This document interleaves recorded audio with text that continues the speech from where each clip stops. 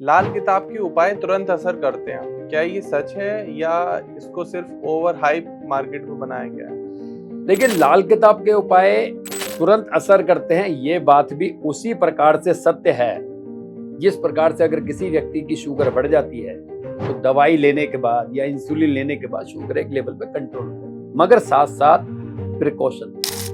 एक मिथ है सर कि लाल किताब जो है सिर्फ उन्हीं के लिए काम करती है जो मुसलमान हैं या फिर उर्दू बैकग्राउंड से हैं। आपका क्या मानना है इसमें? देखो, ये ऐसा नहीं है कि ये मुसलमानों के लिए काम करती है या जिसको उर्दू की जानकारी है उसके लिए काम करती है।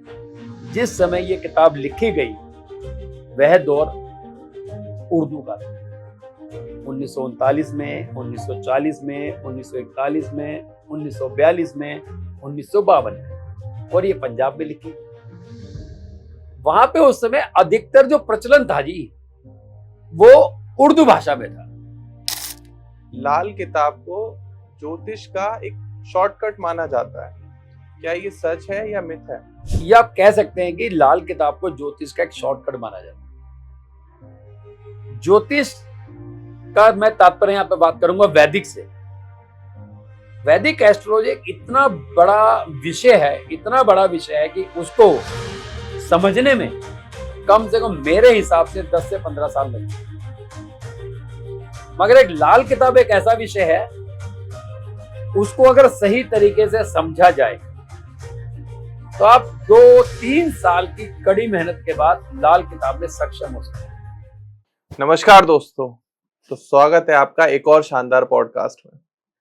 तो आज के पॉडकास्ट में हम डिस्कस करने वाले हैं लाल किताब के ऊपर। लाल किताब के अंदर कुछ ऐसी गहरी सच्चाई है, कुछ ऐसे मिथ्स हैं, कुछ ऐसी लाइनें हैं जिनका मतलब समझ पाना बहुत ही असंभव हो पाता है एक नॉर्मल आदमी के लिए। तो हमने सोचा कि क्यों ना एक पॉडकास्ट डिजाइन किया जाए लाल किताब के मिथ्स के ऊपर, कि लाल किताब क्या एक श्रापित किताब है, या जो उसमें रेमेडीज दी गई हैं, जो उपाय बताए गए हैं, वो किस तरीके से काम करते हैं, क्या है ये एक एस्ट्रोलॉजी का शॉर्टकट है। तो इस टॉपिक पर पॉडकास्ट करने के लिए हमने आज इनवाइट किया है मिस्टर दीपक गुप्ता जी को, जो कि बहुत सालों से लाल किताब लोगों को पढ़ा भी रहे हैं, कंसल्टेशन भी कर रहे हैं। मेरे नोन में दीपक गुप्ता जी, जो कि CIL गुरु, सिल गुरु के नाम से सर का यूट्यूब चैनल है, इंस्टाग्राम हैंडल है, आप लोग जानते होंगे, पहले से ही काफी फेमस पर्सनैलिटी हैं। तो उनसे ज्यादा मुझे नहीं लगता है कि मेरे नोन में किसी कोई ऐसा है जिसको लाल किताब आती है। तो मैं स्वागत करता हूं दीपक सर का। दीपक सर नमस्कार, कैसे हैं आप? नमस्कार, बहुत बढ़िया जी। आप बताएं कैसे हैं? मैं एकदम बढ़िया सर। तो दोस्तों, सबसे पहले तो हम सर से यही एक क्वेश्चन पूछेंगे कि क्या लाल किताब एक श्रापित किताब है? जहां तक बात आती है लाल किताब की, सुनने में तो हमें भी आया है कि लाल किताब एक श्रापित किताब है। मगर कोई भी चीज श्रापित कब होती है? कोई भी चीज श्रापित तब होती है जब उस चीज का या उस ज्ञान का गलत तरीके से प्रयोग या इस्तेमाल किया जाए। लाल किताब बेसिकली हमारे ना जीवन के बही खातों का एक हिसाब किताब रखने वाली एक किताब है। ये प्रिकॉशन पे चलती है, ये रेमेडीज पे चलती है, और सबसे बड़ी बात, मेरा जो मानना है, ये प्रिकॉशन पर ही चलती है। तो अगर कोई व्यक्ति अपने बनाए हुए खुद के उपाय अगर किसी व्यक्ति पर अप्लाई करता है और उस व्यक्ति को जाने अनजाने में वह काम करवाता है, तो उसका जो बाई बैक फायर है ना जी, वो जब एक एस्ट्रोलॉजर को लगता है तो उसी के हिसाब से कहा जाता है कि लाल किताब एक श्रापित किताब है। जब कोई व्यक्ति हमारे पास आता है या एक अच्छे लाल किताब वाले के पास जाता है तो वह एक समस्या लेकर जाता है। 2 प्रकार की कैटेगरी के एस्ट्रोलॉजर हैं, जो वाकई में ज्ञान का सही इस्तेमाल करते हैं, और कुछ लोग ऐसे हैं जो करते तो हैं मगर उस इस्तेमाल के साथ साथ पैसा कमाने पर भी जोर देते हैं। कहीं जाकर कोई उपाय मान लीजिए फ्री वाला है या घर से संबंधित है, हम अगर उसके अंदर पैसा कमाने की वजह से उस व्यक्ति को गलत उपाय देंगे तो वह व्यक्ति तो नुकसान में जाएगा, मगर जो व्यक्ति, जो एस्ट्रोलॉजर गलत उपाय दे रहा है वही उपाय उसको बैकफायर मारेंगे। इसीलिए वही व्यक्ति बाद में दुनिया को कहता है कि लाल किताब एक श्रापित किताब है। लाल किताब में एक लाइन है, धन ना बेशक पहले इतना, ना ही ख्वा परिवार हो, खुद अकेला चंद्र बैठा, लक्ष्मी का अवतार हो। इसका क्या मतलब है सर लाल किताब के अनुसार? देखिए, लाल किताब के अंदर जो फरमान है ना जी, जिसको हम ऑर्डर कहते हैं, कुछ पंक्तियों में लिखा गया है। तो यहां आप जिस पंक्ति के बारे में जिक्र कर रहे हैं, धन ना बेशक पहले इतना, अगर इस लाइन को समझ लें, धन ना बेशक पहले इतना, किसके पहले? इस व्यक्ति के जन्म से पहले। धन ना बेशक पहले इतना, ना ही ख्वा परिवार हो, इस व्यक्ति के जन्म से पहले बेशक इस व्यक्ति के परिवार में इतना पैसा ना हो, मगर जैसे ही ये व्यक्ति पैदा होता है, इसके परिवार में धन की स्थिति धीरे धीरे बेटर होनी शुरू हो जाती है। लाइन थी, धन ना बेशक पहले इतना, ना ही ख्वा परिवार हो, चंद्र बैठा कुंडली में अकेले, लक्ष्मी का अवतार हो। मगर कुंडली के चंद्रमा अकेले बैठना चाहिए, मगर लेकिन कहां बैठना चाहिए? यह बात चल रही है कुंडली के 7वें घर में यदि चंद्रमा बैठा है तो चंद्रमा 7वें घर में है, अकेला बैठा हो, यह व्यक्ति जिस मकान में, जिस परिवार में जन्म लेगा, उस परिवार की माली हालत, इस व्यक्ति के जैसे जैसे इसकी आयु बढ़ेगी, वैसे वैसे उसके परिवार की माली हालत बेटर होती जाएगी। लाल किताब को ज्योतिष का एक शॉर्टकट माना जाता है, क्या ये सच है या मिथ है? ये आप कह सकते हैं कि लाल किताब को ज्योतिष का एक शॉर्टकट माना जाता है। ज्योतिष का मैं तात्पर्य यहां पे बात करूंगा वैदिक से। वैदिक एस्ट्रोलॉजी एक इतना बड़ा विषय है, इतना बड़ा विषय है कि उसको समझने में कम से कम मेरे हिसाब से 10 से 15 साल लगते हैं। मगर एक लाल किताब एक ऐसा विषय है, उसको अगर सही तरीके से समझा जाए तो आप 2-3 साल की कड़ी मेहनत के बाद लाल किताब में सक्षम हो सकते हैं। क्योंकि वैदिक में ना सूत्र बहुत हैं, लाल किताब में हालात है। लाल किताब हालात के हिसाब से चलती है। वैदिक ज्योतिष ज्योतिष की मां है, जन्म वैदिक ज्योतिष है। लाल किताब मौसी है। माता के घर से मौसी के घर जाना हो तो व्यक्ति अपने घर की सारी चीजें लेकर नहीं जाता, कुछ चीजें लेके जाता है। तो इसी प्रकार से लाल किताब को जब करना होता है तो वैदिक के कुछ चीजों को हमें अडॉप्ट करना होता है। तो इसलिए कहते हैं कि लाल किताब शॉर्टकट है, लेकिन वैदिक ज्योतिष समुद्र है, उसका कोई छोर नहीं है, अनंत है, लंबी है। लोग कहते हैं कि लाल किताब के जो उपाय होते हैं वो टोटके होते हैं, इसमें क्या सच्चाई है? लाल किताब के उपाय टोटके नहीं होते हैं, पहली बात। हाँ, व्यक्ति जो समस्या से पीड़ित है, जब वह व्यक्ति समाधान के लिए आता है तो वो ये सोचता है कि शायद लाल किताब के उपाय करते ही उसको रिजल्ट मिल जाएगा। लाल किताब को आप केवल एज ए ओपीडी मानकर चलिए। जैसे हम अस्पताल में गए, हमारे घुटने में प्रॉब्लम है, हमने डॉक्टर से मुलाकात करी, एक पर्चा बनाया, डॉक्टर ने दवाई लिखी और उस दवाई को उसने कंटिन्यू हमारे को खाने के लिए बोला कि 3 महीने 4 महीने आपको कंटिन्यू खानी है। तो लाल किताब के उपाय भी सेम ऐसे ही हैं। आपको वही उपाय कंटिन्यूटी में अगर आप करते हैं तब जाके वह आपको रिजल्ट देगा। ये वैसे नहीं है कि इमरजेंसी में गए, आज इंजेक्शन लगाया, आज शाम को मैंने कोई चीज उपाय किया और सुबह मुझे रिजल्ट मिल जाएगा। 1000 में 2 कुंडली जिनकी किस्मत ही शायद कल सुबह बदलने वाली थी या उसके पैटर्न इस तरह से थे कि वो उपाय काम कर गया। मगर लाल किताब के उपाय लंबा उपाय करना पड़ेगा, कंटिन्यूटी में उपाय करना पड़ेगा, तब जाकर लाल किताब के उपाय काम करते। लाल किताब में सर एक लाइन है कि मोल बेचे दूध पानी, पूत माया जलता हो, दूध औरत साथ लाती, माया बेटा बढ़ता हो। इसका क्या मतलब है? ये भी जो पंक्ति है, ये जो फरमान है, ये भी चंद्रमा कुंडली के 7वें घर से संबंधित है। अगर किसी व्यक्ति का कुंडली के 7वें भाव में चंद्रमा है तो ये लाइन बोली गई है, मोल बेचे दूध पानी। अगर कुंडली का 7वें घर में चंद्रमा जिस व्यक्ति का है, अगर ये व्यक्ति दूध और पानी बेचता है, मोल बेचे दूध पानी, पूत माया जलता हो। पूत पूत मतलब बेटा, माया मतलब पैसा। तो चंद्रमा अगर 7वें घर में है तो ऐसे व्यक्ति को दूध का, पानी का व्यापार नहीं करना चाहिए, बेचना नहीं चाहिए। घर आए मेहमान को पिलाए, कहीं मार्केट में खड़ा है किसी को प्यास लगी पिलाए। मगर इस व्यक्ति को, जिसकी कुंडली में चंद्रमा 7वें घर में है, उस व्यक्ति को व्यापार नहीं करना चाहिए। हमने बहुत से देखे हैं कि किसी की दूध की डेयरी थी, उसकी कुंडली में चंद्रमा 7वें घर में हो सकता है, उसके औलाद नहीं है, उसे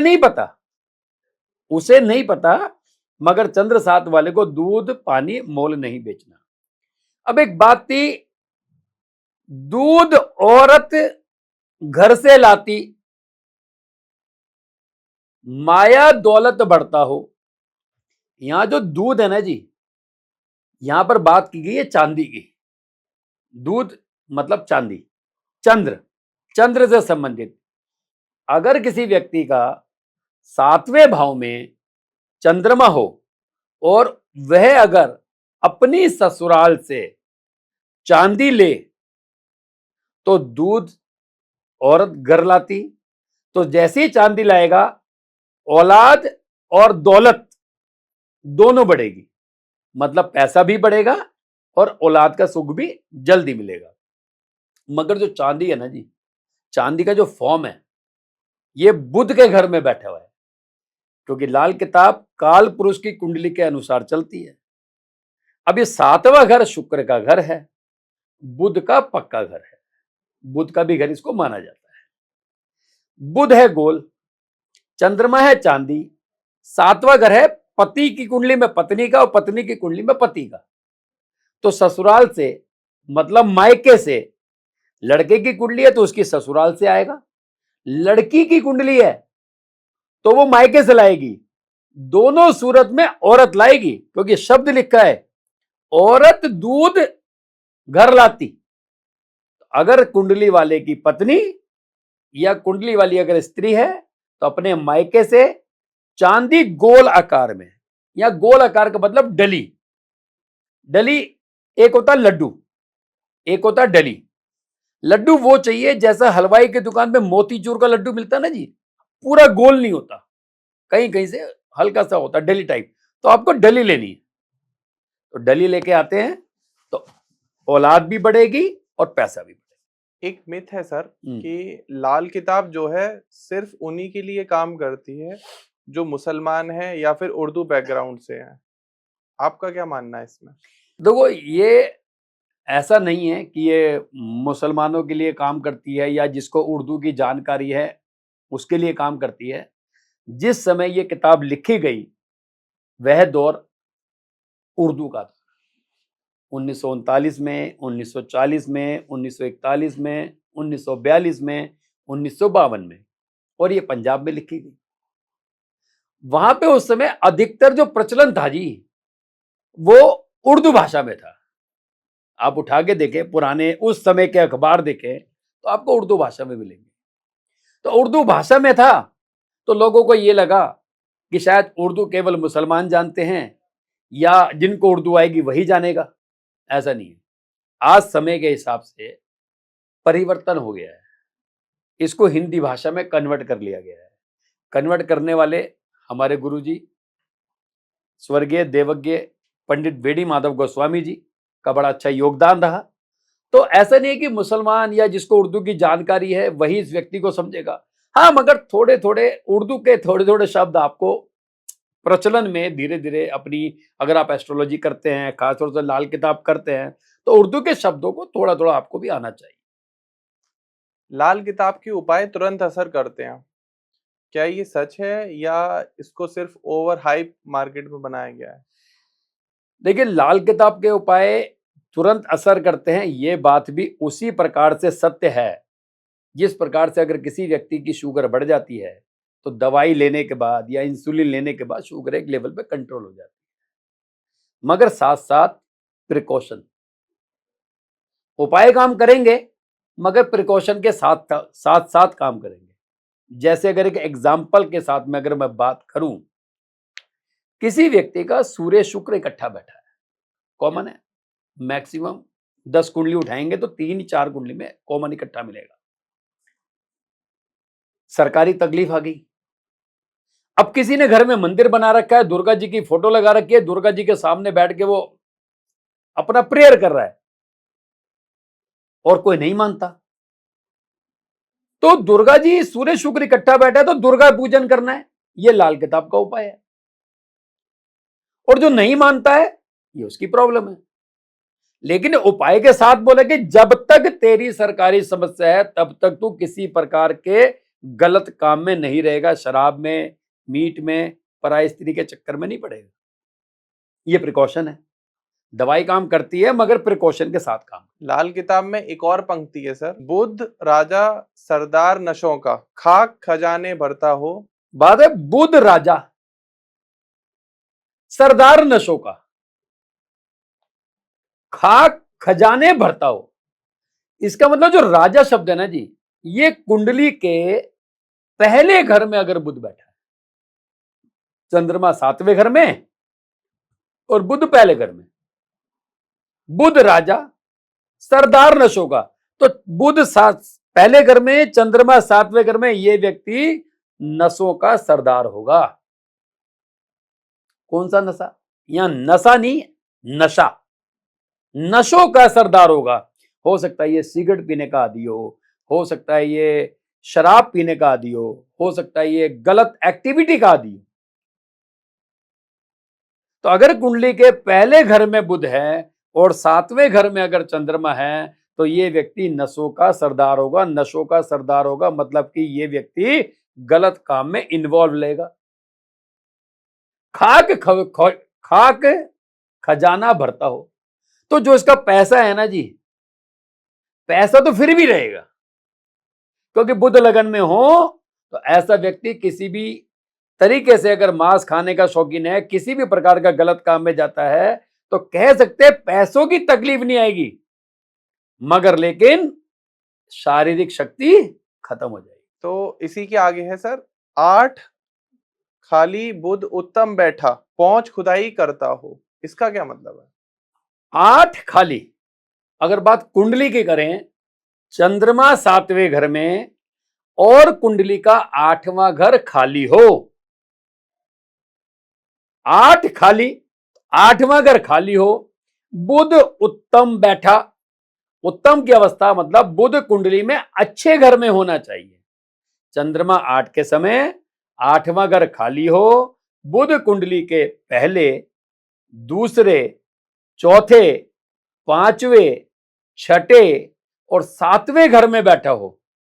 8 खाली बुध उत्तम बैठा, 8 खाली बुध उत्तम बैठा, पहुंच खुदाई करता हो, यह व्यक्ति अपने खुद की मेहनत से दुनिया में एक बहुत अच्छा मुकाम पाएगा, अच्छा पैसा कमाएगा, मान सम्मान कमाएगा और औलाद से भरपूर रहेगा। क्या बिना कुंडली के लाल किताब के उपाय काम करते हैं सर? जी बिल्कुल करते हैं। लाल किताब में ना एक आयु का पैटर्न है। हम किसी व्यक्ति की आयु के आधार पर यह ज्ञात कर सकते हैं कि इसका ये पीरियड चल रहा है। जैसे कोई 22 साल का व्यक्ति है तो हम कहते हैं इसका सूर्य का टाइम चल रहा है। कोई 25 साल का व्यक्ति है, कहते हैं इसका शुक्र का टाइम चल रहा है। कोई 32 साल का व्यक्ति है, कहते हैं इसका बुध का टाइम चल रहा है। कोई 42 से 48 साल की उम्र का व्यक्ति है, इसका राहु का टाइम चल रहा है। बेसिकली आज तो चलो सबके पास अपनी कुंडली का डाटा है, मगर जब ये किताब लिखी गई 1952 में, तो हो सकता है कि 100 लोगों के अगर डाटा पे काम करें तो शायद 50-60 लोगों के पास अपनी खुद की कुंडली का डाटा ना हो। मगर एक एज ग्रुप को ध्यान में रखते हुए हम ये अंदाजा लगाते हैं अगर ये व्यक्ति परेशान है तो मे बी उस एज ब्रैकेट को ध्यान में रखते हुए वह ग्रह उसका पीड़ित हो सकता है, या वह ग्रह से संबंधित अगर उसको सावधानी करा दी जाए, प्रिकॉशन करा दिया जाए, तो वह व्यक्ति उससे निकल सकता है। तो जी हां, अगर किसी पे कुंडली नहीं है तो भी उसकी व्यक्ति का समाधान लाल किताब के हिसाब से किया जा सकता अगर रेमेडीज फेल हो जाएं, कोई फॉलो कर रहा है आपकी या लाल किताब की, तो हम क्या मान सकते हैं? क्या लाल किताब झूठी है? है। कई बार हमने ये देखा है कि व्यक्ति कंटिन्यूटी में उपाय कर रहा होता है, मगर फिर भी उसकी लाइफ के अंदर एक वह मुकाम नहीं आता है, वो चेंजिंग नहीं आती है, वो ग्रोथ नहीं आती है। इसका सबसे बड़ा रीजन क्या है? सबसे बड़ा रीजन ये है कि हम ना केवल दवाई खाने पर विश्वास करते हैं, हम कुंडली के प्रिकॉशन पे बात ही नहीं करते हैं, हम कुंडली के पूरे सार पर बात ही नहीं करते हैं। जब मैं किसी व्यक्ति की कुंडली बनाता हूं तो मैं खुद हाथ से वर्ल्ड फाइल टाइप करता हूं, और जब वर्ल्ड फाइल टाइप करता हूं तो उस व्यक्ति को उसके सारे हालातों से परिचित कराता हूं कि भाई अगर मानो जब मैं किसी की कुंडली बनाता हूं, मैं उस कुंडली की डिटेल अपने हाथ से वर्ल्ड फाइल में टाइप करता हूं, देन उसके बाद पीडीएफ जनरेट करके सामने वाले व्यक्ति को देता हूं। उस 35-40 पेज जो मैं टाइप करता हूं उसके हालात के बारे में लिखता हूं, उसकी प्रिकॉशन के बारे में लिखता हूं। जैसे अगर मान लो किसी व्यक्ति का चंद्रमा पहले घर में, किसी व्यक्ति का चंद्रमा पहले घर में, उस व्यक्ति की लाइफ में राइज कब होगा? जब यह व्यक्ति 24 साल की उम्र से पहले शादी करेगा। 24 साल की उम्र से पहले शादी करेगा तो ही इस व्यक्ति के जीवन में राइज होगा। कोई 18 में करेगा, कोई 19 में करेगा, कोई 19.5 में करेगा, कोई 20.5 में करेगा। एग्जाम्पल देखे तो हमारे माननीय प्रधानमंत्री नरेंद्र मोदी जी की कुंडली में चंद्रमा पहले घर, अगर आप लोग गूगल पे जाएंगे, सर्च करेंगे, मुझे नहीं पता कि उनकी शादी कब हुई, मगर जिस हिसाब से उनकी ग्रोथ है, आप गूगल पे सर्च कीजिए, उनकी शादी उनके 18 और 19 साल की उम्र के बीच में हुई। तो 24 से पहले प्रिकॉशन है। अब किसी की 24 में नहीं हुई तो भाई अब उसकी लाइफ में वो ग्रोथ नहीं मिलेगी जो वो ग्रोथ एक्सपेक्ट कर रहा है। तो प्रिकॉशन पे अगर हम जाएंगे तो ही हम किसी व्यक्ति का समाधान नहीं। लाल किताब को ब्लाइंडली फॉलो करना आज के मॉडर्न युग में क्या ये लॉजिकल है या इलॉजिकल है? अगर बात लाल किताब के उस व्यक्ति की पर्सनल कुंडली के सार की बात करें तब तो फॉलो करना लॉजिकल है, मगर लेकिन हम सार को छोड़ के केवल उपाय की बात कर रहे हैं तो दिस द इलॉजिकल। ओके, हमें सबसे पहले ना अपने बारे में पता तो हो कि मुझे किस डेस्टिनी में जाना है, मेरी डेस्टिनी क्या है, मेरे को क्या करना है, क्या नहीं करना है, क्या मुझे मकान बनाना चाहिए, मकान किस एज में बनाना चाहिए, बीमारी जब लगेगी तो वो एज ब्रैकेट भी पता लग जाता है लाल किताब के। अगर पूरी कुंडली को फॉलो करें, उस एज से पहले हम क्या प्रिकॉशन ले सकते हैं, क्या सावधानी ले सकते हैं। हम ना आजकल जो कह सकते हैं ट्रेंड चल रहा है उपाय का, ठीक है, उपाय सबके लिए है। वही शुगर की गोली मैं भी खाता हूं, वही शुगर की गोली मार्केट में बनते तो कोई और भी खाता। उस भाई साहब ने चाय छोड़ दी, कोल्ड ड्रिंक छोड़ दी, मैंने नहीं छोड़ी, गोली सेम है। तो हमें ब्लाइंड फॉलो कर सकते हैं, मगर अपनी अपनी कुंडली का अपना अपना एक पैटर्न है। एस्ट्रोलॉजी कम्युनिटी में कुछ लोग लाल किताब को ब्लैक मैजिक लाइट कहते हैं, इसमें कितनी सच्चाई है? सीधी सी बात है, मुझे गाड़ी चलानी नहीं आती इसलिए मर्सिडीज बेकार है। मेरे को ऑटोमेटिक गाड़ी चलानी नहीं आती इसलिए ऑटोमेटिक गाड़ी बेकार है। हम जिस विषय के बारे में जानते ही नहीं है, जिसे हमने पढ़ा ही नहीं है, जिसे हमने समझा ही नहीं है, उसके बारे में तो आप जो मर्जी कहते रहो। ब्लैक मैजिक कहां से है? क्या दूध में काली मिर्च का पाउडर डाल के पीने से ब्लैक मैजिक है? क्या बरगद के पेड़ पे मीठा पानी चढ़ाना ब्लैक मैजिक है? क्या दूध को जल प्रवाह करना ब्लैक मैजिक है? क्या चने की दाल, केसर, हल्दी मंदिर में देना ब्लैक मैजिक है? क्या तांबे का सिक्का जल प्रवाह करना ब्लैक मैजिक है? लेकिन नहीं, क्योंकि हमने उसका राज नहीं पढ़ा, हमने उसका ना पैटर्न नहीं पढ़ा। हम क्या कर रहे हैं, सामने वाले ने बोला कि भाई साहब काला सुरमा जमीन में दबा दो, उन्हें लगता ब्लैक मैजिक है।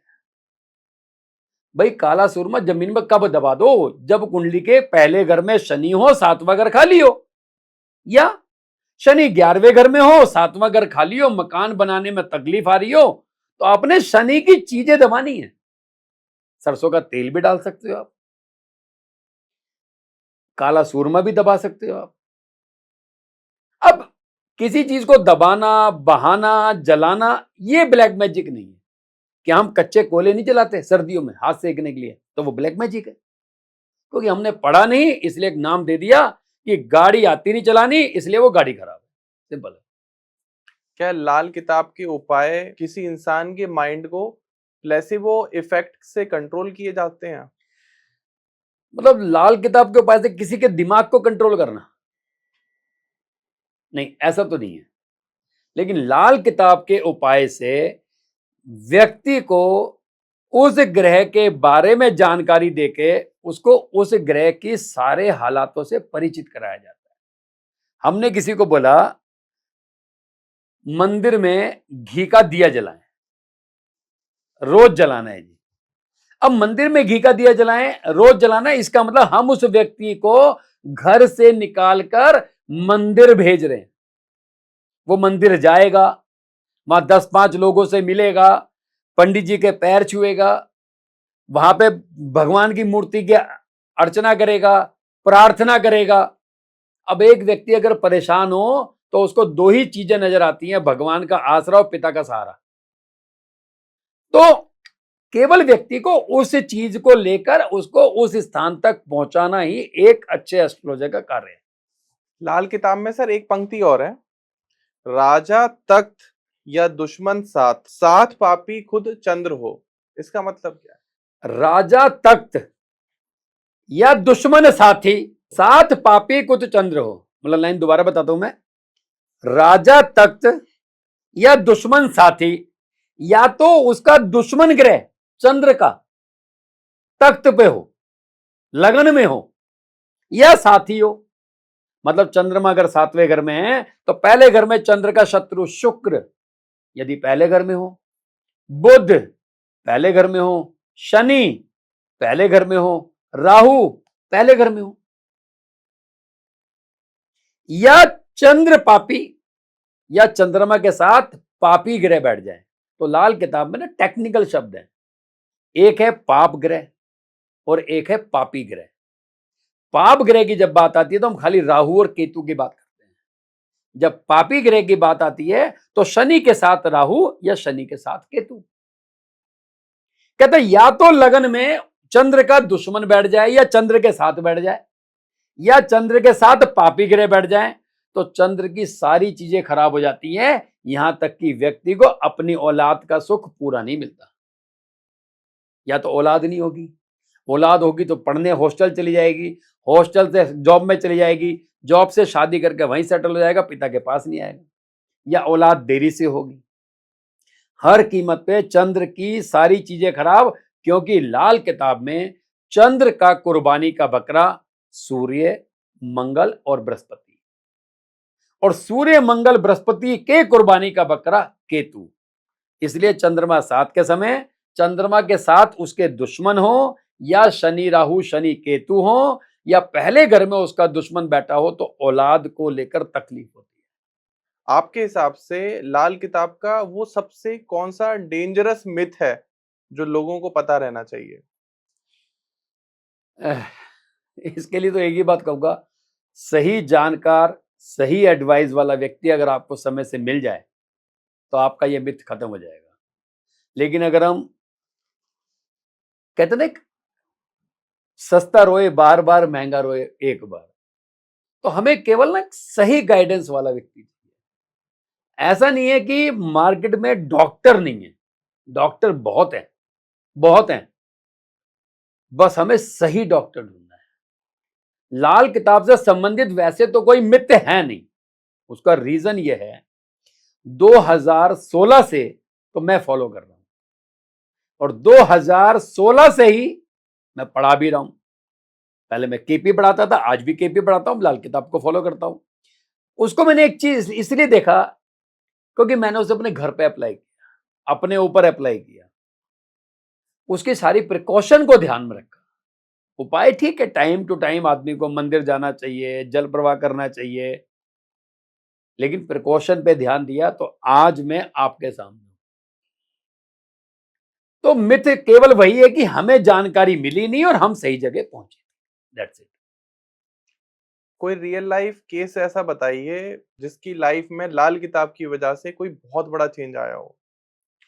मेरे पास तो जी बहुत हैं, क्योंकि मैंने बताया कि मैं अब तक कम से कम 3000 3,500 के आसपास हॉरोस्कोप खुद हाथ से लिख कर, मतलब 4-5 साल की बात कर रहा हूं मैं, 1 साल की बात नहीं कर रहा, लिखी हैं, उनके फॉलोअप हैं, हर साल का उनका वर्षफल है।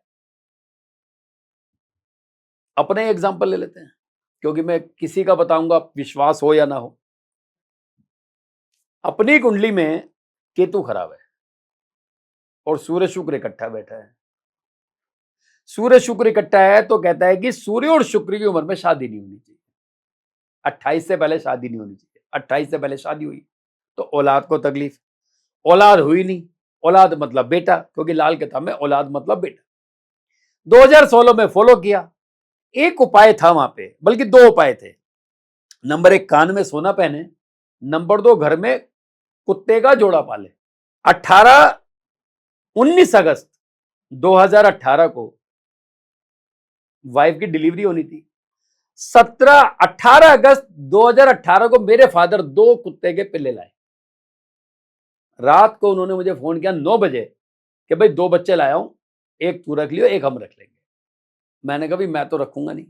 तो उन्होंने एक वापस किया, कब? अगले दिन। अब रात को 9 बजे फोन कर रहे हैं तो रात को तो वापस करेंगे नहीं, अगले दिन वापस किया। अगले दिन कब किया? तो लाजी बात, आदमी सुबह 10-11 बजे, 9 बजे, 8:16 पे अगले दिन मेरे बेटा हुआ। अभी 2 कुत्ते के पिल्ले इकट्ठे लाना, ये लाल किताब में उपाय लिखा है, मेरे फादर को तो पता नहीं। लाल किताब में उपाय लिखा, मेरे फादर को तो पता नहीं। कान में सोना, ये 2016 में पहना, हमारे गुरुजी ने बताया, हमने पहन लिया। अब लाल किताब के हिसाब से जो बेटा हुआ, तो अगर एक प्रैक्टिकल की बात करूं तो कुत्ते का पिल्ला आना, कान में सोना पहनना और औलाद का होना। मैं मान लेता हूं कि कुत्ते के पिल्ले नहीं आते, कान में सोना नहीं पहनते, तो बेटा तो फिर भी होना था, क्योंकि डेस्टिनी में लिखा था। मगर डेस्टिनी में उन 2 कुत्तों के पिल्ले में से एक पिल्ले का मेरे घर के अंदर पालन पोषण भी लिखा था। वो एक दिन बाद भी तो आ सकता था, एक दिन पहले क्यों आया? ये सोचने का विषय है। बस हमें यही रेमेडीज देनी है, इसमें पैसे की कोई इनकम नहीं है, एस्ट्रोलॉजर की तो नहीं है। खैर, अगर यही सही गाइडेंस दे दें हम, तो सामने वाले का काम ही बनना है, सिंपल है। अभी आपने बताया कि सही गाइडेंस के बारे में, तो अगर कोई लेमैन आदमी है या लैंग्वेज में समझे हम, तो एक फेक एस्ट्रोलॉजर को कैसे पकड़ें, कैसे समझें कि दैट ही और she is not a genuine Lal Kitab astrologer. भाई, फेक एस्ट्रोलॉजर की अगर मैं बात करूं, फिलहाल तो फेक नहीं है वो, बस उसकी थोड़ी सी कार्यशैली थोड़ी सी बदल गई है, क्योंकि नॉलेज है तो एस्ट्रोलॉजर तो है। ठीक है जी, आप कुछ पैसा जो अब तक कमा रहे थे, वो उसकी डेस्टिनी का एक पार्ट था। अगर आपने किसी को 400 रुपए, 500 रुपए, 1500 रुपए, 2000 रुपए, 3100 रुपए कंसल्टेंसी दी, आपने उसको कंसल्टेंसी दी, आप उसके 3100 देने के लिए अब तक पैसा कमा रहे थे। ऐसा नहीं कि वो फेक है, वो आपके पास नहीं गया था, आपने उसको सर्च किया था। वो डेस्टिनी का पार्ट है, वो आपने उस कहीं ना कहीं उसके कर्मास के अंदर उसका पैसा ले रखा था जो आपने दिया। हम कई बार डॉक्टर, आज गली के पास गए, जो हमारे एरिया में डॉक्टर होता है, वहां कंसल्ट करते हैं, फिर उसके एक अच्छा डॉक्टर देखते हैं, फिर उससे एक बेटर डॉक्टर देखते हैं, पता लगा कोई ऐसी बीमारी है, फिर हम किसी सर्जन को देखते हैं, फिर एमडी को देखते हैं। तो जो गली के पास का डॉक्टर था, वो गले की खांसी बुखार तक तो चलो ठीक है, जहां सर्जरी की बात आएगी, बड़ी एक समस्या की बात आएगी, तो ये आपको सर्च करना है। जब हम एक अच्छा डॉक्टर ढूंढ सकते हैं, वो एक एस्ट्रोलॉजर भी ढूंढ सकते हैं। फेक कोई नहीं है, क्योंकि चाहे उसने 4 महीने पढ़ाई करी है, चाहे उसने 4 साल पढ़ाई करी है, पढ़ा तो वो है। वो बात ठीक है कि 100 में से एक आधा तो हमारे जैसा भी हो सकता है। ऐसा नहीं है जी। सर। तो पर्सनली आप लाल किताब में किस कॉन्सेप्ट को सबसे ज्यादा लॉजिकल मानते हो?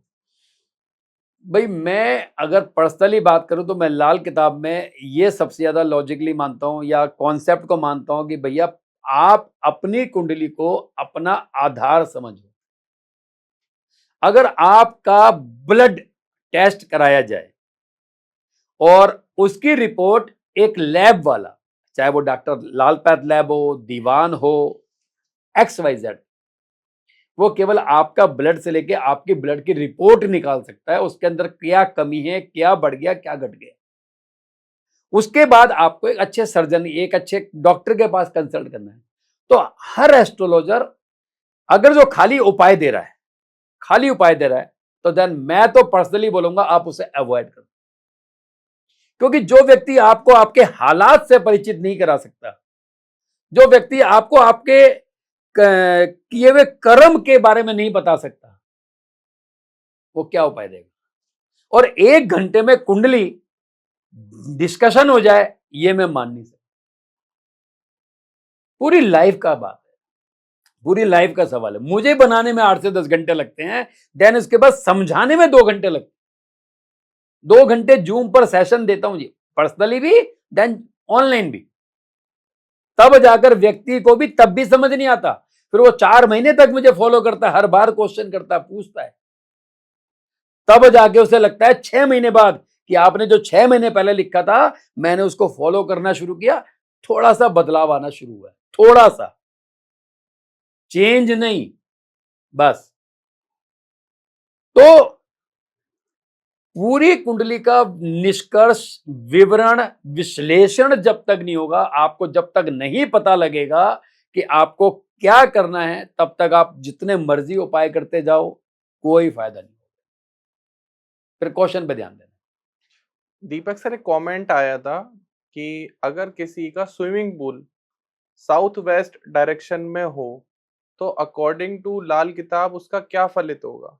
अगर किसी का स्विमिंग पूल साउथ वेस्ट में है, तो आप ये मोटे मोटे मान के चलिए, अगर उसकी कुंडली में केतु अच्छे घर में बैठा है,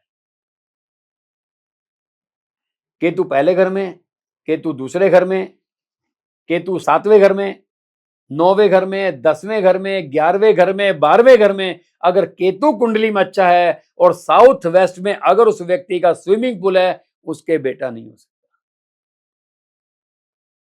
देरी से हो सकता है, शादी के 4 साल बाद, शादी के 5 साल बाद, या 2 बेटी के बाद, या IVF से, या काफी जद्दोजहद के बाद, एक आधे एबॉर्शन हो जाएं उसके बाद। तो 7वें घर का स्विमिंग पूल इतना अच्छा नहीं है। हाँ, पैसों के मामले में हो सकता है, क्योंकि मैंने पहले ही बताया कि स्विमिंग पूल को चंद्र मान के चलिए, और चंद्रमा 7वें घर मान के चलिए। अकेला है, मौज ही मौज है। अगर केतु अच्छे घर में है और स्विमिंग पूल साउथ वेस्ट में है, औलाद के लिए बंदा तरस जाएगा। औलाद अगर हो गई तो पता लगा वाइफ के साथ कोई मिसहैपनिंग होगी, उसने वही औलाद अपनी मौसी को दे दी, अपनी बहन को दे दी, अपनी बुआ को दे दी, ये भी हो सकता है। तो स्विमिंग पूल साउथ वेस्ट में नहीं होना चाहिए। अगर किसी इंसान को लाल किताब गाइडेंस चाहिए हो तो वो कैसे ले सकता है बिना मिसगाइड हुए? देखो जी, लाल किताब की गाइडेंस आप उसी से लीजिए जो व्यक्ति पूरी डिटेल करके आपसे बात कर सके। मान लो एक एग्जांपल समझ लेते हैं, हम एक डॉक्टर के पास गए, डॉक्टर के 1000 रुपए की फीस है, हमने उसको 1000 रुपए दिए। डॉक्टर ने बिठाया, हमारा बीपी चेक किया, हमारा वेट किया, हमारा टेम्परेचर चेक किया, फिर उसने हमारी चेस्ट पे स्टेथोस्कोप लगाया, पीठ पे लगाया, जीभ देखी, आंखें देखी, फिर हमारे फादर की हिस्ट्री, मदर की हिस्ट्री, पहला ऑपरेशन कब हुआ था, क्या रीजन था, क्या दवाइयां खाते हो, उसने 15 से 20 मिनट लगा दिए। हम जब बाहर आते तो हम क्या बोलते हैं, डॉक्टर बढ़िया था, टाइम दिया उसने। और एक डॉक्टर के पास गए, फीस 200 रुपए, उनने पूछा जी हाँ जी क्या दिक्कत है, हमने कहा जी ये प्रॉब्लम है, उनने दवाई लिख के आप 5 दिन खाओ, बस। हमें यही समझना है कि कोई आपको उपाय दे रहा है या पहले आपकी पूरी कुंडली का विश्लेषण खुद करके फिर आपको समझा रहा है। जब समझाएगा तो उपाय तो उसके अंदर स्वाभाविक आ जाएंगे ना। 35-40 पेज में उसने रामायण थोड़ी लिखनी है, उन्हें आपके बारे में लिखना है, आपके ब्लड के बारे में लिखना है, आपकी डिटेल के बारे में लिखना है। तो हमें यहां समझना है, ये देखना है कि कौन सा ऐसा व्यक्ति है जो डिटेल में काम कर सकता है। तो दीपक सर, अगर किसी जो कोई ये पॉडकास्ट और ये वीडियो देख रहा है और उनको अगर लाल किताब सीखनी है आपसे, तो कितना टाइम लग जाता है लगभग लाल किताब सीखने में? देखिए जी, लाल किताब जैसे मैंने बताया ना कि 2-3 साल तो आपको देने ही पड़ेंगे, मगर लेकिन इतना समय नहीं है, किसी के पास नहीं है। लेकिन लाल किताब के ना 2 मॉड्यूल हैं, number 1 basic, number 2 advance. Basic module जो है ना वो 10 क्लास का होता है, हर क्लास 2 घंटे की होती है और 10 क्लास होती है।